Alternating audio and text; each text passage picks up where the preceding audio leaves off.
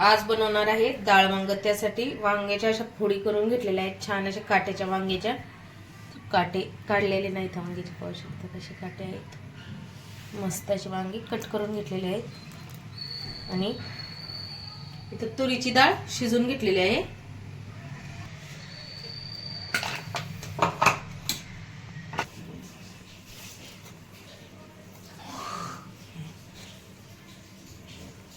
खोबरं, लसूण आणि थोडीशी कोथिंबीर हे बारीक करून घेत आहे। खोबरं, लसूण आणि कोथिंबीर हे बारीक करून घेतलेलं आहे। मध्ये मोहरी टाकून घेतलेली आहे। मोहरी छान तडतडली का जिरे टाकून घ्यायचं आहे।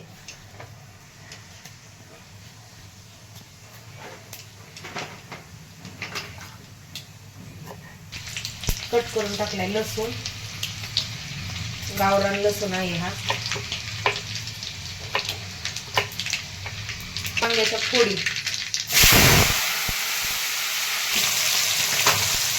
छान परतून घेतो।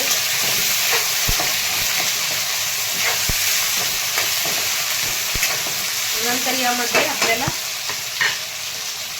हे टाकायचं आहे,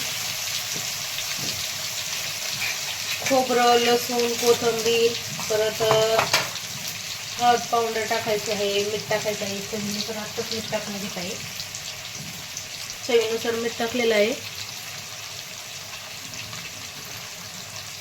आता चविष्ट लागतात।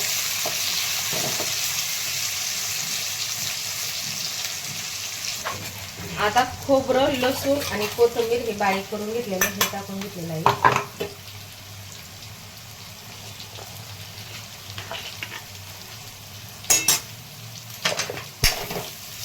छान हे पण तेलामध्ये परतून घ्यायचं। हळद,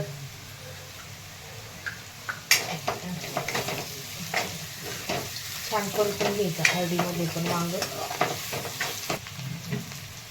चवीनुसार चटणी टाकून घ्यायची आहे आपल्याला, तेवढं चटणी टाकून घेतलेली आहे। एकदम थोडासा गरम मसाला टाकलेला आहे।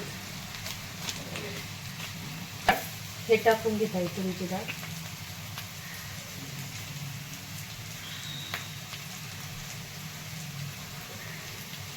तुरीची डाळ शिजलेली टाकून घेतलेला आहे। आता आपल्याला जेवढी पातळ किंवा घट्ट भाजी पाहिजे तेवढं पाणी टाकून घ्यायचं आहे।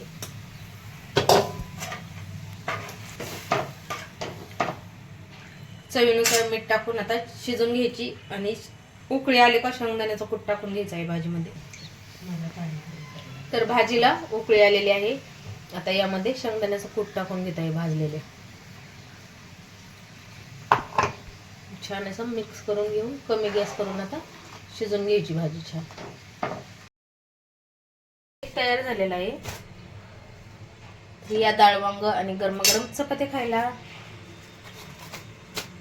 गरमागरम चपात्या आणि डाळ वांग या खायला। व्हिडिओ आवडला तर लाईक करा।